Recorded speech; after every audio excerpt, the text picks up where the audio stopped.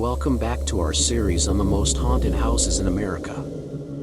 If you're easily spooked, then you might want to grab a pillow to hide behind, because this is not for the faint of heart.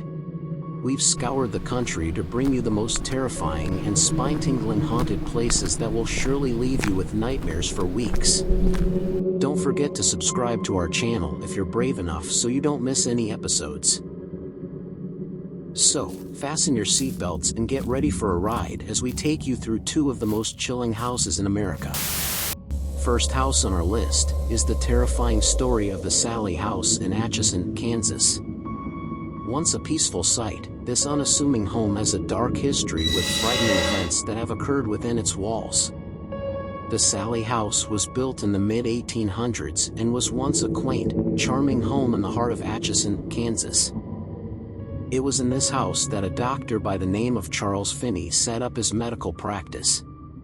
Finney was a surgeon, but he was also a man with a dark side. Finney had a reputation for performing surgeries in his own basement and in people's homes also, which was highly unusual at the time.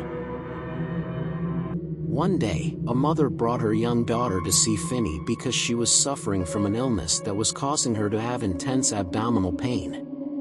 When Sallie arrived at Finney's office, Finney told them she needed to undergo surgery for appendicitis.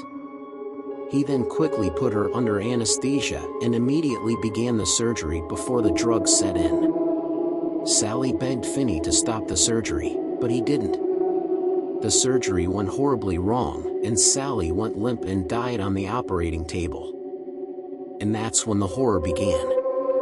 Soon after Sallie's death, neighbors reported seeing a young girl in the windows of the house, and they could hear her crying and screaming at night.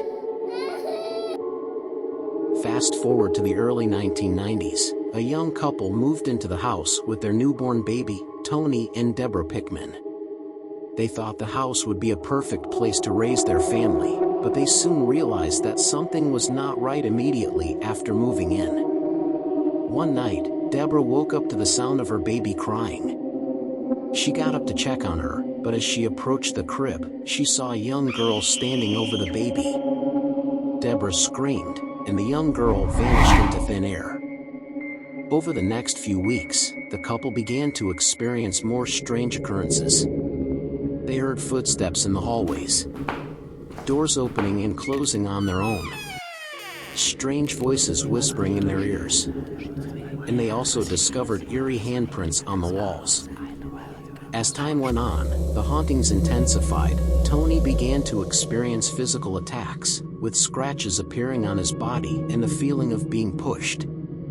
The couple then moved out of the house and left for good. But the haunting of Sallie in this very house has remained to this day. Some believe the hauntings are from the spirit of Sallie, others say it is a demonic entity that has taken the form of Sallie to haunt the home. The next house on the list, the chilling story of the Whaley house in San Diego, California. This historic home has been the site of numerous paranormal encounters, and the stories surrounding it are enough to send shivers down anyone's spine. The Whaley house was built in 1857 by Thomas Whaley, a prominent San Diego businessman, who strived to build the perfect home to raise his family in, while also creating a property for the locals to visit. However, unbeknownst to Thomas, the property had a much darker side to it. Prior to the construction of the Whaley house, the land was used as a gallows for public executions. In this town there was a man named James Yankee Jim Robinson, a notorious thief and murderer who had terrorized the town for years. He was convicted of theft and taken to the gallows on the Whaley house land. As the trapdoor was opened and Robinson fell, his feet landed on the ground below. The fall had not broken his neck and did not kill him. He hung there suffocating and suffering until he finally died of a slow and grueling death. For years after his execution, people reported seeing his ghostly figure wandering through the gallows and then later on through the halls of the Whaley house. Not long after, Thomas Whaley built the home on that very cursed location. The Whaley family suffered several tragedies after presiding in the home. In 1858, Their 18-month-old son Thomas Jr. died of scarlet fever.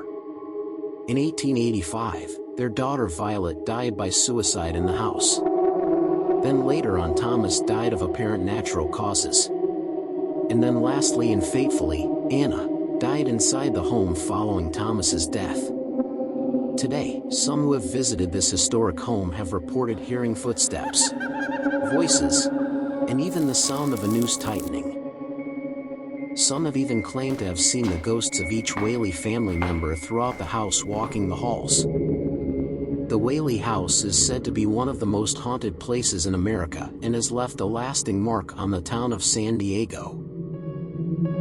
As we wrap up this video, we want to warn you, for those who dare to further investigate into the dark mysteries of these haunted houses, there may be no turning back.